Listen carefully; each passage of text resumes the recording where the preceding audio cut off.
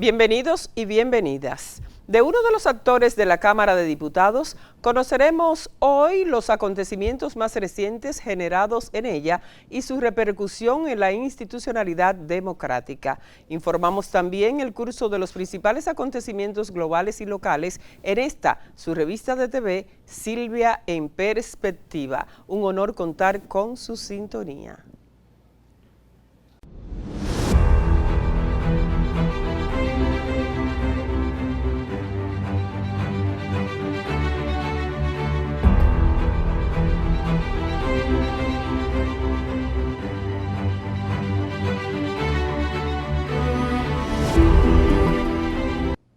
CREES dice deuda pública de República Dominicana aumenta 968% en 18 años.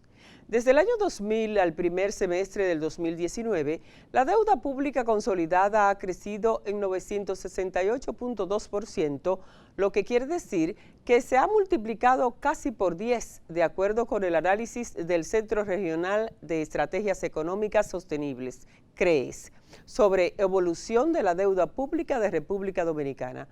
A junio del 2019, la deuda del sector público consolidado fue 47.513.2 millones de dólares y de esta cifra el 72.9%, igual a 31.626.2 millones de dólares, es deuda del sector público no financiero. Y el 27.1%, igual a 12.887 millones de dólares, deuda del Banco Central.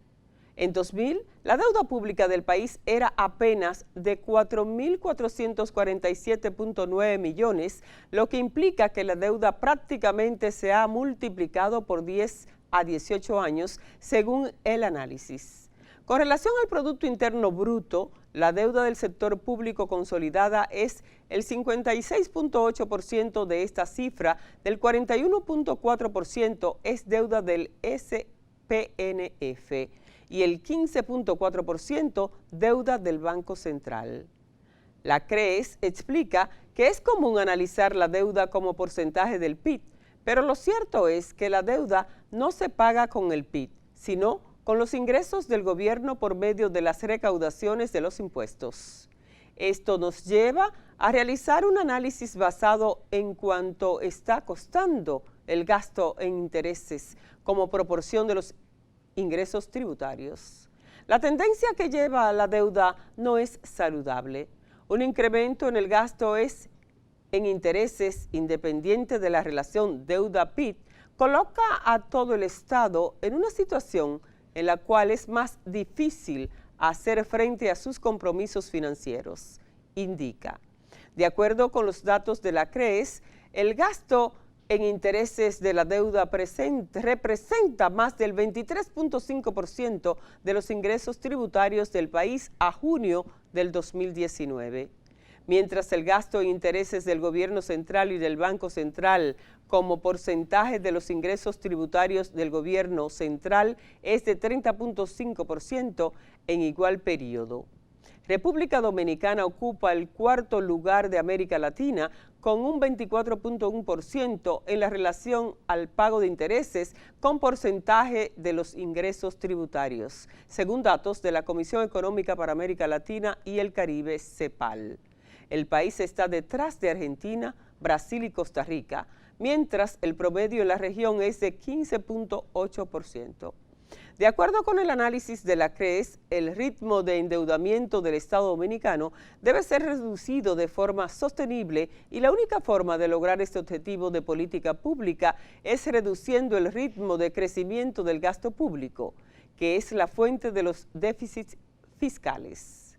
Cuando el gasto público es mayor que el ingreso, se genera lo que se conoce como déficit fiscal. Para financiar este déficit, la República Dominicana ha tomado préstamos, lo cual ha aumentado la deuda pública, dice el CREES en el documento. En el caso de la deuda del SPNF, esta aumentó 775.5% en 18 años, es decir, del 2000 al primer semestre del 2019, se encuentra en 34.643.9 millones de dólares. De esta, un 11.375.3 millones de dólares es de deuda interna, 67.2%, y 23.268.6 millones de deuda externa, 32.8%. En el 2000, la deuda total fue de 3.956.6 millones.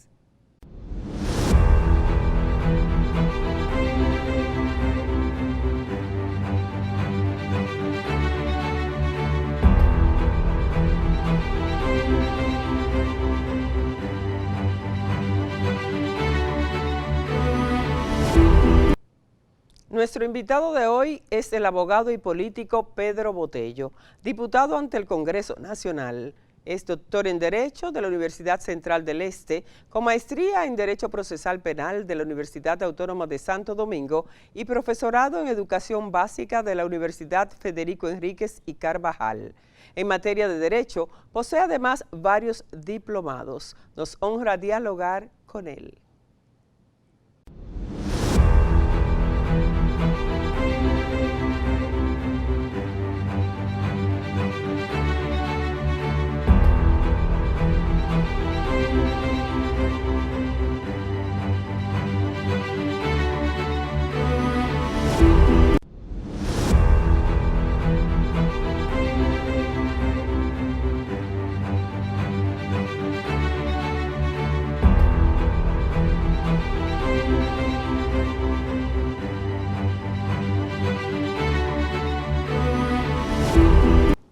Amigas y amigos, damos la bienvenida al vicevocero del bloque de diputados del Partido Reformista Social Cristiano, el amigo Pedro Botello. Él es de aquí, de esta casa, ya ha venido en otras oportunidades y siempre le hemos dicho que él pues viene aquí cuando él quiera y desea. Aún no lo invitemos, pero está invitado. Diputado por la provincia de La Romana, a quien agradecemos que aceptara esta invitación, diputado Botello. Yo le llamo el protagonista. Vamos a hacer una película así que se llame El Protagonista. Así mismo como suena. Gracias Silvia, verdad que para mí tus palabras son de mucho aliento, la valoro mucho. Y es un gran honor para mí poder compartir desde aquí de perspectiva. Ajá. Y ver todas las perspectivas que hay en este panorama nacional, en el ámbito social, económico y sobre todo político. El honor es nuestro que esté aquí, diputado. Vamos precisamente a conversar en ese orden que ha estado en el tapete, que es la política dominicana partidista y que se va a mantener por todos estos meses y quizás un poco más allá de lo que será mayo del año 2020, a la vuelta de la esquina. Diputado y amigo, quisiéramos conocer la opinión respecto a la actual coyuntura que vive el país y sobre todo de cara a esas elecciones que se aproximan. ¿Qué va a pasar? ¿Cómo se desenreda esto, como decíamos fuera de cámara? Bueno, lo primero es que el análisis del panorama político, partiendo de lo simple a lo difícil, yo podría decir que es sencillo, aunque se ve muy complejo, pero por el comportamiento de los partidos políticos, sobre todo de los que aspiran a llegar al poder, veo poca vocación, no veo ningún tipo de vocación en los partidos de oposición. En la oposición. Lamentablemente es difícil decir esto cuando uno se encuentra en la oposición, cuando el objetivo de un partido de oposición es llegar al poder. Pero cuando uno ve la actitud y la trayectoria que llevan los partidos de la oposición, es difícil pensar que haya posibilidad de que un partido de oposición en el año 2020 pueda ganar las elecciones a nivel presidencial. O sea que usted nos está diciendo, honorable diputado Botello, que el PLD continuará en el poder. Yo lo que estoy diciendo es ratificando la actitud del principal partido de oposición, que es el PRM. PRM, principal partido de oposición, su comportamiento no indican que tengan vocación de poder, y máxime cuando ellos son los que están llamados a unificar la oposición. ¿Qué puede usted decir de un partido que exactamente ahora con la elección de la Cámara, de los bufetes directivos? Precisamente le iba a preguntar que si es por eso que usted está externando esto. No solamente por eso, sino por la gran coincidencia que tiene el PRM específicamente con quien estamos llamados a desplazar. O sea, no es posible que siendo el PRM principal partido de oposición llamado a desplazar al presidente de la República, coincida en todas las estrategias del gobierno. En todas las estrategias del gobierno coincida. ¿Cómo es eso? O sea, no se puede entender de repente cómo el PLD se divide en la Cámara de Diputados en dos bloques, cuando el Partido Revolucionario Moderno y la oposición unificada fácilmente ganan la presidencia de la Cámara de Diputados, y es el mismo PRM que dice no, nosotros no, ese no es nuestro objetivo. Nuestro objetivo es la presidencia de la República. Entonces, ¿cómo? Pero ¿y cómo tú cedes un espacio de poder como el primer poder del Estado, donde se rechazan o se aprueban los préstamos, donde se fiscaliza, donde se supervisa? O sea, ¿cómo tú me dices a mí que a ti no te interesa ser presidente de la Cámara de Diputados si te están pidiendo que asuma el liderazgo y que entremos en acción y que vayamos a un cuarto intermedio para ver cómo en este espacio logramos unificar la oposición? O sea, ¿y hubiese habido posibilidad de otro presidente de la Cámara? Yo si no era puedo asegurar a usted que iban a ser momentos de gran tensión. Iba a haber mucha tensión en el país una vez nos fuésemos a un cuarto intermedio. El país iba a estar de pie observando la lucha de la oposición por arrebatar el poder al PLD en ese estamento. Iba a estar en perspectiva. En perspectiva, iba a estar en sí. perspectiva observando. Pero el PRM sencillamente dijo, no. Están las imágenes, ahí están los videos cuando hacen así con la mano que no le interesa ningún cuarto intermedio, ni unificar y presentar una plancha. A la oposición se le cuentan los votos. Usted me dice a mí que a la oposición no le interesa, pues entonces, ¿cómo es posible que usted me diga a mí que no tenemos los votos y que por eso no me voy a presentar? Pues entonces, partiendo de ahí, yo decía ahorita que es muy sencillo definir el panorama político. ¿Por qué? Aunque se vea complejo. Aunque se vea complejo. ¿Por qué?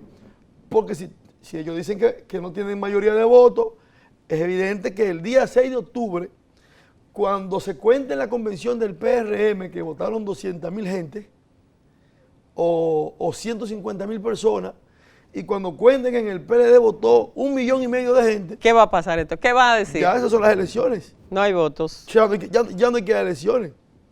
El que resulte candidato presidencial en el PLD, partiendo del comportamiento y la actitud, es el presidente de la República. Las elecciones de mayo estarán de más. ¿Cómo va a ser? Claro, estarán de más porque se van a definir ahora en octubre. Se van a definir en octubre. Eso me parece a una frase que dijo el presidente Fernández en esta semana, de que las primarias están de más. De que no deberían hacerla la primaria, en su partido por lo menos. No, el presidente lo dice por la amplia ventaja que le lleva a todos los precandidatos de su partido. ¿Usted cree que es así? Bueno, el presidente Fernández tiene su background, ya es un presidente conocido, una persona que goza de una alta valoración y aceptación en la población dominicana, y cuando usted busca lo que están terciando con él, en luchas internas, aupando un candidato, no es lo mismo un liderazgo natural construido con el trabajo que un liderazgo coartado. O sea, que se lo quieran traspasar. O sea, no es verdad. O sea, ¿sobre la base de qué? Usted me dice a mí que tenemos que votar. Van a votar los cuadros. Pero hay 7, van a votar hay 7 los cuadros. Aspirantes. No, hay 11 por todo. Precandidatos, 11, perdón, 11. Van a votar los cuadros tal vez por la línea que diga el presidente, pero una población en una primaria abierta, eso es un relajo. El presidente lo dijo, eso está de más. Pero ahí se va a definir en ese proceso, cuando ocurra esto, el candidato que salga electo del PLD obviamente que tendrá Entonces, que hacer poco esfuerzo con una oposición tan genuflesa como la que tenemos. pero según se expresa, diputado, usted ha dejado claro que quien podría ganar es Leonel Fernández, según sus palabras, esa primaria. Lo acaban de decir una encuesta, no me corresponde a mí porque yo soy reformista, pero lo que el Partido Reformista se decide, si va a llevar candidato o no, si el ingeniero Antún, Quique El Partido Antún, Reformista está en habilitación. si Quique Antún, que tiene ahora mismo el apoyo de todo porque es lo único que podemos presentar en este momento Va a ser él el candidato del Partido Reformista. Quique tiene todas las condiciones para ser el candidato del Partido Reformista. Ahora nosotros tenemos que creer en un proyecto, comenzando desde el presidente del partido, Quique Antún, hasta todos los dirigentes de la alta instancia. Porque las bases del Partido Reformista están esperanzados en que alguien diga: yo voy a ser el candidato, yo voy a asumir la responsabilidad, yo voy a recorrer el país con un mensaje, llevando la obra del Partido Reformista. Somos nosotros los dueños del mayor legado político de la República Dominicana. O sea, somos nosotros los que construimos una nación con obras. No hay un solo rincón del país en donde no haya una obra de gobierno del Partido Reformista y del presidente Joaquín Balaguer. Tú observa y dices... Usted no estaba, diputado. Bueno, yo era muy joven, era un niño pero me he beneficiado de la obra de Balaguer y de los gobiernos de Balaguer. Cuando tú buscas cuántas presas se han hecho después del presidente Joaquín Balaguer, creo que hay 17 presas. Balaguer hizo 16. O sea, y la otra presa la han hecho entre todos los gobiernos juntos. ¿Cuántos hospitales de seguro social construyó Balaguer? 20.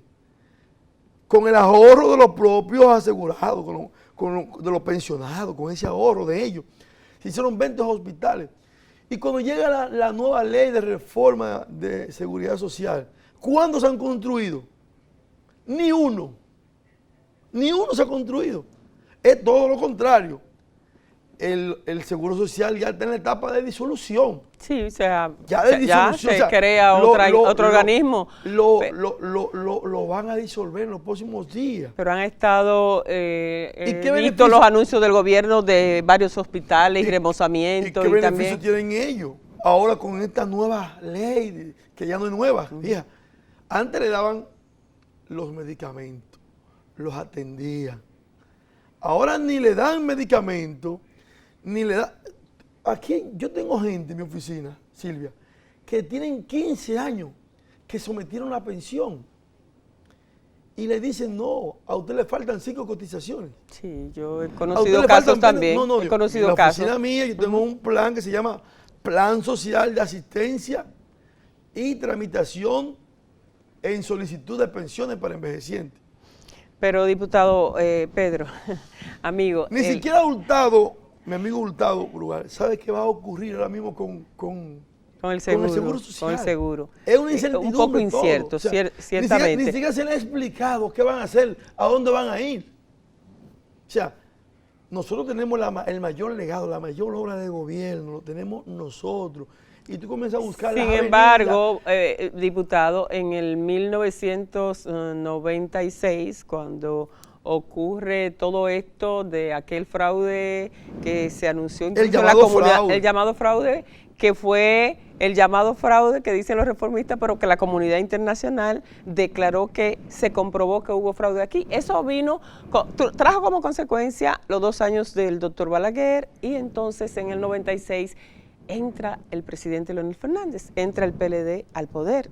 ¿Por qué? Por esa escalera en la que ustedes todos se subieron para permitir que el presidente Fernández le ganara de la forma que lo hizo. Un acuerdo incondicional. Que luego en el 2000, que luego en el 2000 el mismo presidente Balaguer dijo que ya no era posible. Sí, dijo que no prestaba su sombrero 2 veces. Que no prestaba su sombrero 2 veces y que ya él como hablaba por parábola, ¿verdad? Y que ya la berenjena y la habichuela, ¿no? La llegada del PRD del poder, que fue un desastre.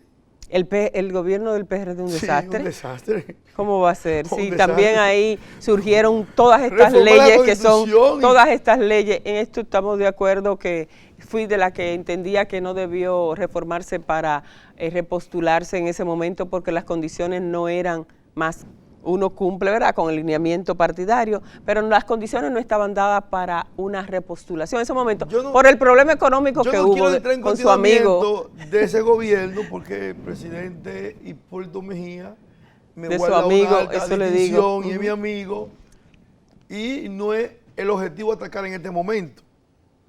Yo, como decía en principio, no entiendo la estrategia de la oposición en atacar a la oposición y facilitarle al que está en el poder las cosas. No, es claro, si la oposición no se unifica, es claro que no asciende al poder. No hay vocación, no es posible.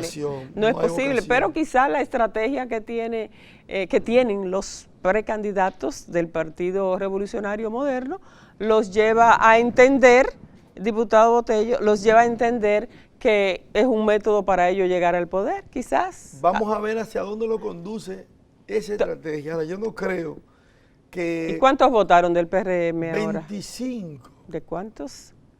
Yo creo que son 42. Y 25 votaron cuando la línea del vocero era que no había ninguna línea, que ellos no iban a participar. No van a participar y 25 votaron. O sea, fue por una línea. Tú me dices que no va a participar y cuando se produce la votación hay 25 que votaron. Y los que no votaron participan en el quórum. Y tú dirás, ¿cómo el quórum?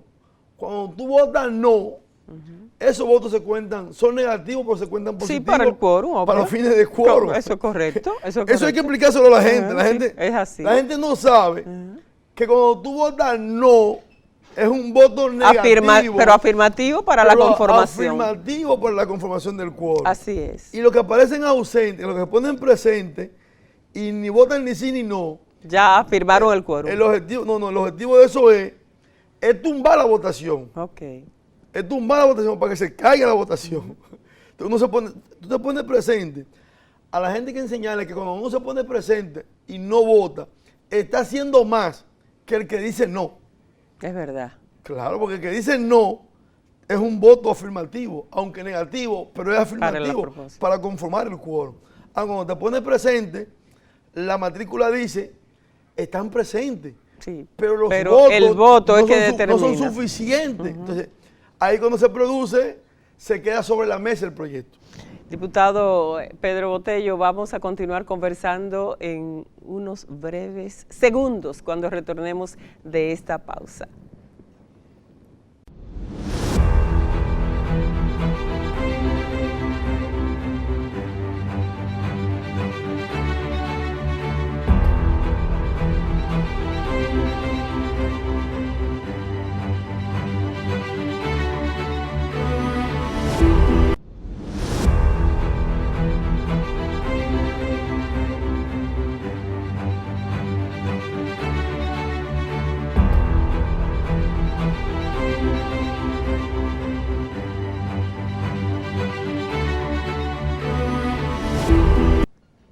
Continuamos conversando con el inquieto y participativo diputado Pedro Botello, de acá de la Cámara de Diputados de la República Dominicana. Y cuando decimos activo es porque no hay un escenario en el ámbito político y que se produzca en la Cámara de Diputados en una de esas sesiones que no veamos ahí muy activo al diputado Botello.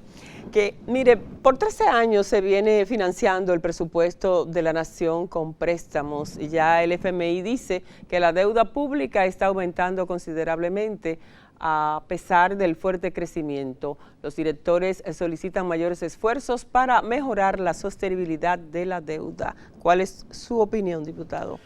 Bueno, yo en la Cámara de Diputados he advertido que la capacidad de producción, conforme lo han indicado los expertos que conocen de la materia, específicamente nuestro amigo y técnico en la materia, Guillermo Carán, han advertido que la capacidad de producción del país está por debajo ya del nivel de la deuda. Los préstamos que ha tomado el gobierno del licenciado Danilo Medina superan todos los préstamos de la historia republicana. No me digan, en 8 Este años. gobierno ha tomado más préstamos que todas las administraciones que ha tenido la República Dominicana.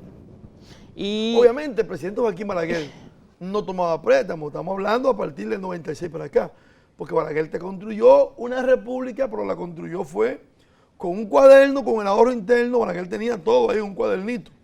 Ahora tenemos la tecnología, tenemos las recaudaciones exorbitantes, tenemos una DGI persecutora que persigue, que prime al que quiere trabajar. pero el gobierno siempre sostiene y declara que esos préstamos, las inversiones que se han hecho han sido productivas para el país, Bueno, y que se invierten en cosas que la población debe recibir el resultado. Pero nosotros lo hicimos también, todo lo que nosotros hicimos, la población percibió los resultados. Cuando Balaguer hizo la 27 de febrero, la gente decía que para qué era eso, una avenida tan amplia. Y esta avenida tan grande, Balaguer pensando en el futuro, construyó la avenida. Ahora, ¿qué resulta el 27 de febrero? Resulta pequeña. Sí, Cuando hizo para la Luperón, la George Washington, cuando la hizo toda, porque él fue que la hizo todas. Él fue que la hizo todas. No, y realmente siempre como que hay cierta resistencia y nos oponemos. Yo recuerdo cuando el caso de los elevados y los túneles, que hubo muchas críticas. Ahora quisiéramos más, precisamente para Balaguer poder hizo contrarrestar todo Balaguer eso. hizo túneles e hizo elevados. Pero Balaguer no fue a buscar préstamos internacionales. Balaguer todo era con el ahorro interno. Balaguer todo lo medía era con el ahorro interno.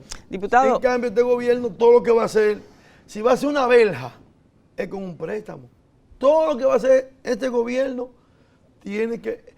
Lo más sorprendente fue un préstamo por si acaso. el gasto es diferente, claro está. Sí, ¿cómo diferente? No. Sí, No. la población y todo es diferente. No, pero ahora hay más gente. Sí. ¿Y por qué Balaguer construyó más vivienda? ¿Cree? Ahora hay más gente.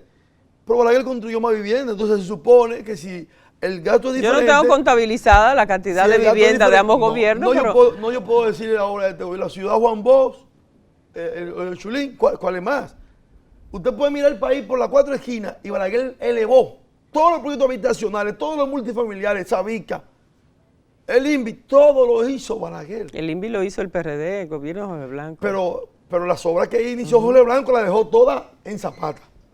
Balaguer tuvo que retomarla todas. Jorge Blanco la dejó en Zapata. Yo quiero que alguien me diga cuáles fueron las obras de vivienda que hizo Jorge Blanco. Que alguien llame al programa y me diga. Todos los apartamentos que constituyen Invivienda fueron hechos y entregados en su mayoría por el presidente Jorge Blanco. Ahí yo quería llegar, solamente eso. O sea, Solamente hay que destacarlo. Sí, pero solamente eso. Sí, igual fue un que proyecto Danilo de vivienda ahora, ambicioso que decía igual que Danilo inclusive. ahora, Ciudad Juan Bosch. Era un proyecto ambicioso de Ciudad vivienda y Juan se Bosch, entregaron. ¿Cuál más? ¿Cuál más? No. Yo te digo, vete a una provincia, pregunta, ¿estos multifamiliares quién lo hizo? Ay, sí, Joaquín Balaguer. A la que tú quieras del país, te puedes ir a cualquier provincia del país. Tú vas a encontrar esa obra de Jorge Blanco aquí en la capital. No, en Santiago, también. A las ciudades grandes, en 3 ciudades. Pero buscan en el país. Ve a Guaymate, tú buscas una obra. Ve a Guaymate para que tú hagas Balaguer. Ve al cercado. Defensores. Balaguer, donde quiera que tú vayas. Óyeme. Y antes había menos gente que ahora. Yo creo Entonces que... la demanda se supone que ahora tiene que haber más proyectos habitacionales, tiene que haber más obras de infraestructura que beneficie a la población que tanto tributa. Porque Balaguer antes tú pagabas, ¿cuánto tú pagabas de impuestos? ¿Un 8%? ¿Un 4%? ¿Un 6%? ¿Un 6%? ¿Un 5%? Ahora tienes que pagar 18%, a los anticipos, 25%, 10%. Es increíble. Y ya los anticipos, por lo menos para la micro y Bueno, pequeña y mediana empresa, ya fueron... porque ya estaban desapareciendo. Sí. Porque ya estaban ahorcadas, ya no podían más. Diputado, hablando de Balaguer, y que fue él que le prestó la escalera al PLD para subir. Al PLD. Y también al PRD. Al PLD. Y al PRD. Mire, diputado, hemos escuchado declaraciones del Partido Reformista ahora que están de acuerdo con una reforma constitucional para habilitar a los presidentes y al presidente Medina para que puedan participar como candidatos en el 24. Es un absurdo que yo quiera habilitar al presidente del PLD. Pero así fue, esa fue la declaración del Partido Reformista. ¿En qué me beneficia a mí habilitar la candidatura de Danilo Medina, que es del PLD? ¿Y a qué usted ¿En qué me atribuye beneficia eso? a mí decir yo soy reeleccionista si yo no tengo a quien reelegir en mi partido? Que de hecho ustedes siempre han sido reeleccionistas. Pero no tenemos a quien reelegir. Pero nada más era de su partido. No tengo a quien reelegir. O sea, yo no tengo por qué promover la reelección, que la promueve el PLD. Pero ¿a qué atribuye usted, a qué atribuye esas declaraciones entonces? Bueno, en las cuales sabemos que usted no estuvo de acuerdo. La dirigencia del partido, su dirección, tendrá su motivo por qué promover la habilitación del presidente Medina. Yo no la promuevo ni la voy a promover. Yo creo en una reforma después del 20. Después ¿Y no hicieron una asamblea para aprobar eso? Todavía no. Después del 20, yo creo en una reforma constitucional después del 20. Después del 20, y creo en la unificación de las elecciones, creo en la eliminación del Procurador General de la República, del Consejo Nacional de la Magistratura. ¿Usted votaría ahora si se reforma la Constitución para unificar las elecciones? Ahora no. Que no sea en Después febrero, del 20. que no sea en febrero, las elecciones de los a mí alcaldes. me gustaría que las elecciones se hicieran unas solas elecciones. En un periodo, porque en eso 4 años. Eso fue el objetivo de unificarla. Una elección en 4 años. De unificarla, pero ahora se hace una en febrero y se va a hacer una en mayo. O sea, es un gasto desorbitante. Bien difícil. Va a tener que mover el mismo personal que moviste para las elecciones de febrero, va a tener que moverlo para las elecciones de mayo. Pero ustedes estaban ahí en la Cámara cuando ese proyecto lo sometieron de unificación, porque eso, va a ser nuevo ahora otra vez. Antes estaba, pero se había puesto diferente. El Partido Reformista se opuso en el 2010 a esa división. Y en el 2015, Rogelio Henao y el bloque planteamos la unificación. Sacamos como algunos 12 votos. La planteamos. Ahora se trató, no se estaba buscando ahora, más o menos. Y se no decía. prosperó. Ese es un sueñuelo. ¿Un sueño? Un sueñuelo para lograr la habilitación del presidente Medina. O sea, eso es como una carnada. Pero ya no hay tiempo para eso. No, claro que no hay tiempo para eso. No hay tiempo para eso. Ya eso, lo que están soñando con ahora, eso, por lo menos ahora, ¿verdad? En este periodo, en esta legislatura, en esto. Bueno, yo no voy a destacar el tiempo que tienen los que promueven eso. Yo digo, no hay tiempo. No puede haber tiempo, hay que dejar que la Junta se concentre en hacer el trabajo y a dejar a la Junta tranquila, que haga su trabajo, que pueda preparar sus boletas y diseñar toda la estrategia. Ahora bien, hay un gasto desorbitante que la ciudadanía, o sea, que un pueblo tan pobre como el pueblo dominicano, con tanta pobreza, sería bueno utilizarlo en otros eventos más productivos, pero ya no sería para ahora. No sería para ahora. Entonces, tenemos que vivir el sacrificio en este momento y esperar después las elecciones del 20 para que se produzca esa reforma constitucional con toda eliminación de habilitación del presidente. Ya se le contaron 2 periodos. Diputado, por la forma en que ha hablado aquí en este programa esta tarde, me luce que el Partido Reformista no irá aliado ahora al PRM, que fueron aliados. Lo peor que puede hacer el Partido Reformista es aliarse con el PRD o el PRM. Lo peor que puede hacer el Partido Reformista es aliarse con el PRM. Y con el PRM, pero ya esa alianza se rompió. No tiene vocación de poder. Y se rompió esa alianza. Es que el PRM no tiene vocación de poder. Y un partido que no tiene vocación de poder, que está dando golpe a la ciega, no hay posibilidad de que usted con ese partido se pueda sentar a concertar una alianza. ¿Y no existe la necesidad de una alianza del Partido Reformista? Hay una necesidad de un bloque opositor. Pero ¿quién encabeza la oposición? No es el PRM. Pero el PRM no tiene capacidad de unificar la oposición, de unificar a nadie. Búsqueme a mí en la Cámara de Diputados, en qué momento o en qué escenario el PRM ha estado conciliando algún tipo de acuerdo con la oposición para luchar en conjunto. Yo creo... Ni siquiera el PRM en sí se ha unificado. Hay 2 grupos que cuando uno dice sí, el otro dice que no. Y el grupo que tiene menos diputados se le impone siempre al que más tiene. Diputado, si resultase electo en las primarias del PLD el 6 de octubre el expresidente Leonel Fernández y presidente de ese partido, ¿Existe la posibilidad entonces de que el Partido Reformista en el cual usted está, porque sabemos que hay una división en el Partido Reformista, estarían aliándose al PLD entonces? Mira, yo no puedo ocultar que me une una gran relación de amistad con el presidente Fernández. Sin embargo, ¿Y le gustaría que sea el candidato? sin embargo, yo no puedo matar las posibilidades que tienen los hombres y mujeres de mi partido, igual que yo, que estamos luchando por lograr un espacio en la sociedad dominicana, diciéndole al país que lo que conviene es un acuerdo con el PLD. Es que al Partido Reformista no le conviene ningún acuerdo con ningún partido que no sea. Ir solo. El partido tiene que trillar su propio camino y dar una demostración de que ya no somos bisagra, de que ya no somos comodín, de que no somos emergentes de otros para facilitar la llegada del poder. Nosotros tenemos que se nos cuenten los votos. ¿Y quién? Si tenemos 300 votos que nos los cuenten. Nosotros tenemos que participar en este proceso con nuestra propia identidad, con nuestra propia imagen. No podemos vender a otro candidato de otro partido. Es vender el nuestro.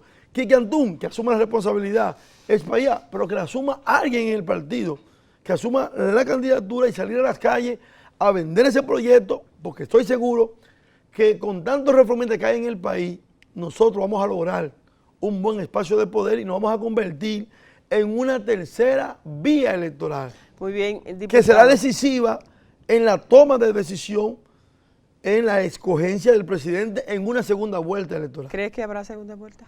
Desde luego que tiene que haber segunda vuelta, y más con el fraccionamiento que hay y todas las divisiones que hay políticamente hablando en los partidos en estos momentos. Tiene que haber una segunda vuelta obligatoriamente. Diputado, y en el orden personal, ¿a qué aspira? Bueno, en la Romana nosotros hemos lidiado en el equilibrio un liderazgo compuesto por hombres y mujeres que hemos construido un partido. En la Romana tenemos un partido. Allí hay una dirección que se reúne, que dirime los ¿Ahí está unificado? Claro, allí en donde nosotros hemos construido un partido está Fran Martínez con toda la posibilidad de ser senador. Aunque estoy yo con muchas posibilidades de ser senador, sin embargo no entramos en conflicto, si no nos ponemos de acuerdo. Pensé que iba a ser usted el candidato a senador. Nos ponemos de acuerdo, me hubiese gustado ser el candidato, pero Fran ha luchado mucho, se ha sacrificado mucho por el partido y yo entiendo que él merece, claro que sí, él merece que antes de entrar a una pugna y yo pensar que este es mi momento, que para ser senador, no, tranquilo. Además está muy joven usted. Yo he entendido que Fran merece el apoyo de nosotros, lo estamos apoyando, igual que Tony, igual que otros candidatos, por ejemplo en Villahermosa, hay una gran lucha por la candidatura. Ahí tenemos al actual síndico, Freddy Johnson, tenemos al cacique Mariano Jazmín y tenemos a María Victoria. O sea, tenemos 3 propuestas en ese municipio que están luchando por ser uno de los candidatos allí. En Cumayasa, ahí tenemos a Pascual Rosario, ahí tenemos a Jaime King y ahí tenemos a Valerio Paulino, o sea, tenemos y a Helen. Tenemos 4 candidatos, precandidatos que están luchando por la dirección en ese distrito. Igual en Caleta tenemos a Betty, tenemos a Robert Santana. O sea, en todos los municipios y distritos tenemos presencia y buenas figuras que están terciándose para dirigir. Y entonces a usted lo vamos a tener como candidato a diputado nueva vez y yo, posible diputado, ¿verdad? Yo me voy a someter al escrutinio de nuevo como aspirante a diputado y que sea el pueblo de la Romana. ¿Cómo va a elegir el Partido Reformista a los diputados? Hay convención de dirigentes.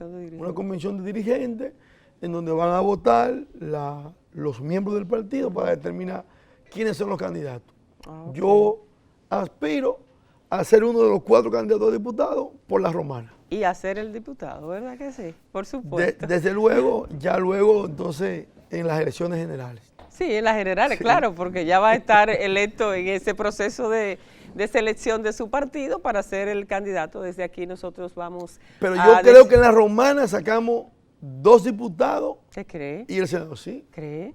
Sí. Lo sacamos en las elecciones pasadas. Pero aliado al PRM. En las elecciones pasadas sacamos 2 diputados. Sacamos 2 diputados. Bueno, pues me alegra que estén en esas condiciones. Los 2 diputados de la Romana, aunque Wandy es del PRM, pero su certificado dice Partido Reformista. Claro, porque fue precisamente como nosotros encabezamos la alianza, dirigimos la alianza. En el Distrito Nacional inscribieron al alcalde actual David Collado ya como el Partido Reformista. Ese fue ya un caso específico. Sí, ese fue especial. Ajá. Pero allá en la Romana fue ustedes encabezaron la alianza porque tenían ahí el liderazgo. Y ahora lo tenemos de nuevo y allá en la Romana estamos hablando de en el municipio de cabecera de 13 regidores. Seguro, la discusión es un regidor, seguro que vamos a sacar de 10 a 11 de 13. Wow, pues está bien entonces el Partido Reformista. Ahí aspiramos al 75%. Y yo le creo, diputado, porque usted está ya activo en la Romana, porque si nosotros lo vemos aquí activo en el Distrito Nacional y en la Cámara, nos imaginamos cómo es usted entonces en su provincia de la Romana. Así es que Silvia en perspectiva desde ya le augura muchos éxitos. Gracias. Tanto en la elección, que creo que lo hará el Partido Reformista con su dirigencia, ¿verdad? Y luego como candidato ya a diputado y que seguro va a ser electo. Dios mediante. Dios mediante. ¿Puede dejar un mensaje final a la teleaudiencia de Silvia en perspectiva, a todo el país? Gracias, Silvia. Reiterarle a los hombres y mujeres del Partido Reformista que hay un partido, que tenemos un legado y que tenemos que seguir luchando por nuestro partido y por ese gran legado que nos dejó el presidente Joaquín Balaguer. O sea, un partido que profesa y predica el bien común. El bien común, lo que significa el bien para todos. Qué bien. Mire, lo decíamos al inicio del programa, pero lo voy a reiterar. Está a la orden, las puertas abiertas cuando quiera venir. A mí me encanta y a la producción sé que también de este programa de conversar con gente activa, con hombres y mujeres jóvenes que indican el presente y el futuro de nuestro país. Así es que me encanta conversar siempre con usted, diputado Pedro Botello, y estamos a la orden. Gracias reiterada por venir. Ustedes, por favor, continúen con nosotros.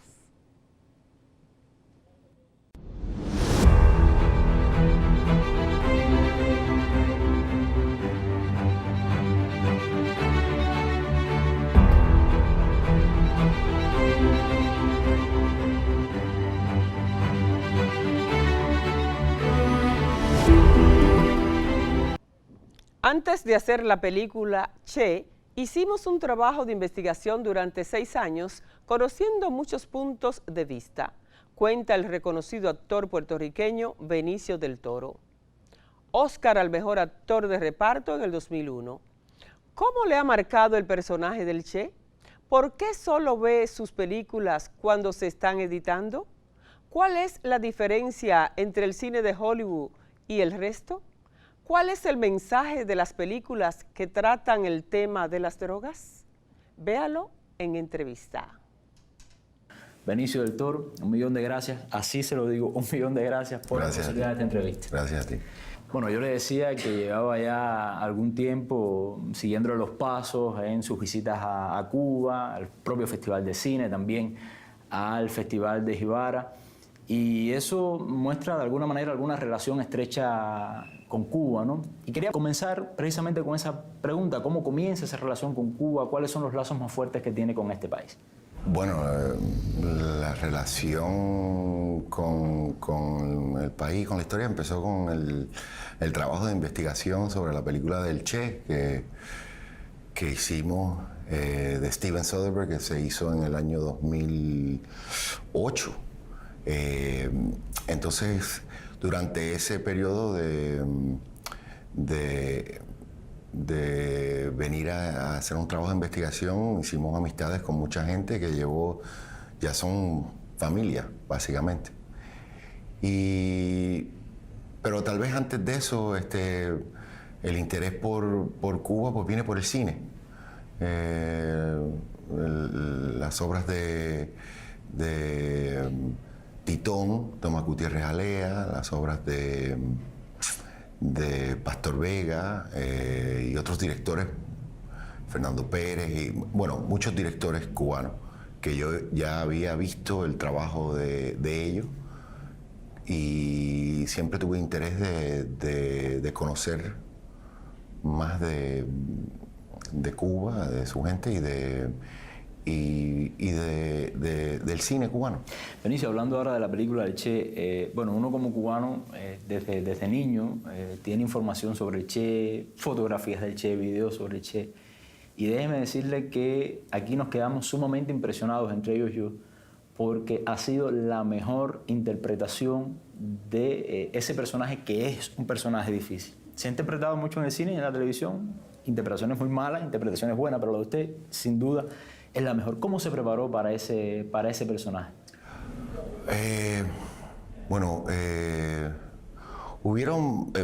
La preparación fue preparación como te preparas tú para investigar un trabajo de investigación, de entender no solamente a la persona, pero también el momento, la época, la historia del Che, la historia de un país, también podríamos decir la historia de un continente.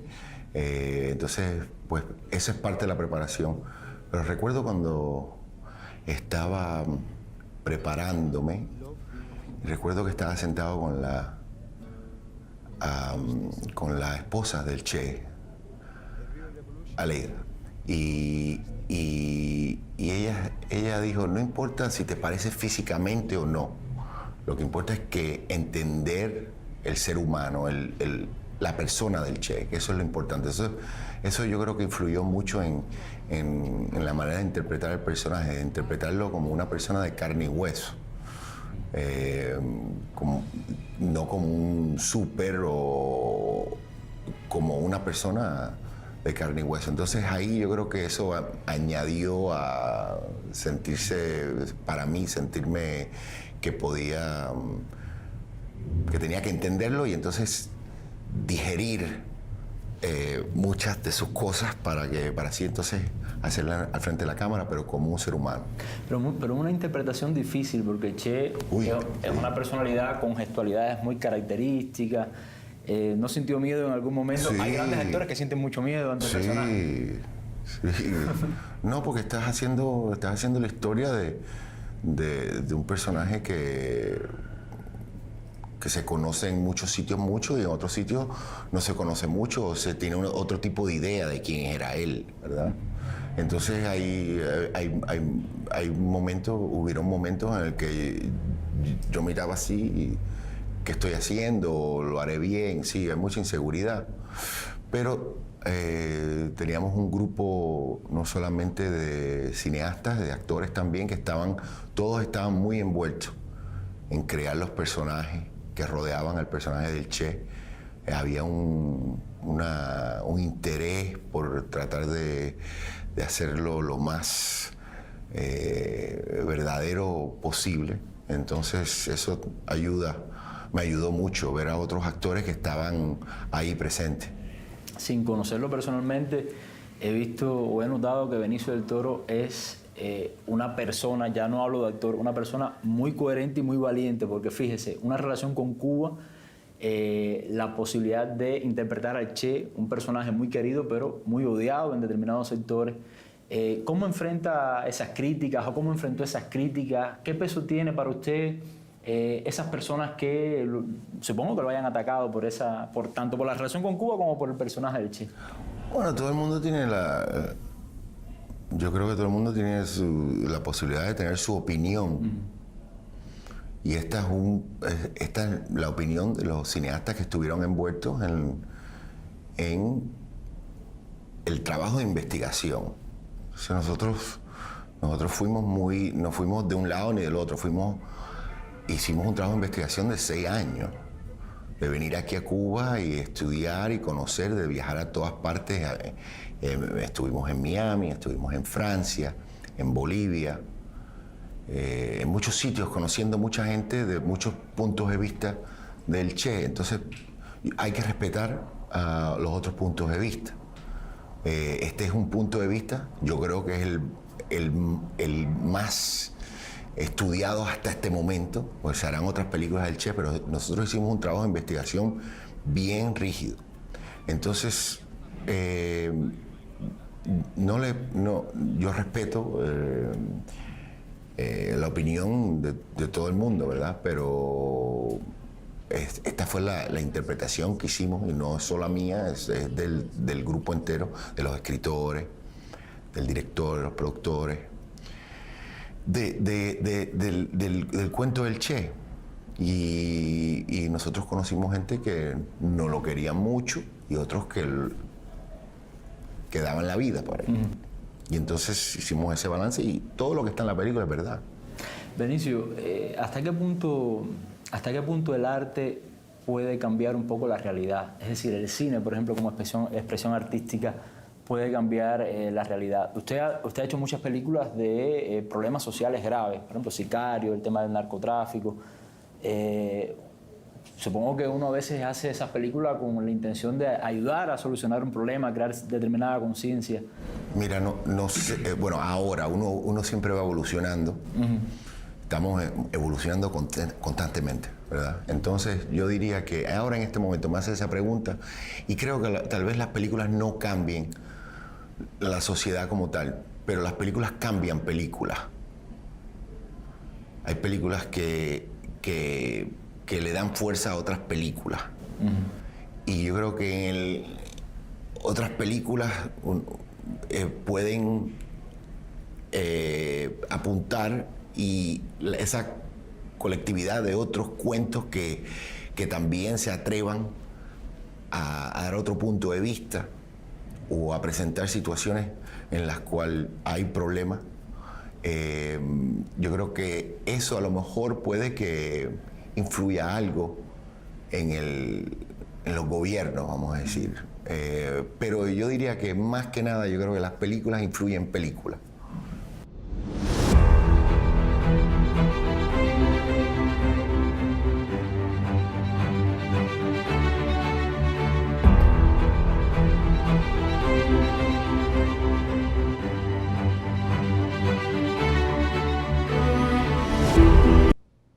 Amigas y amigos, gracias por habernos acompañado en esta tarde. Prometemos que el próximo sábado les traeremos un programa con mayor contenido de interés. Gracias y hasta entonces.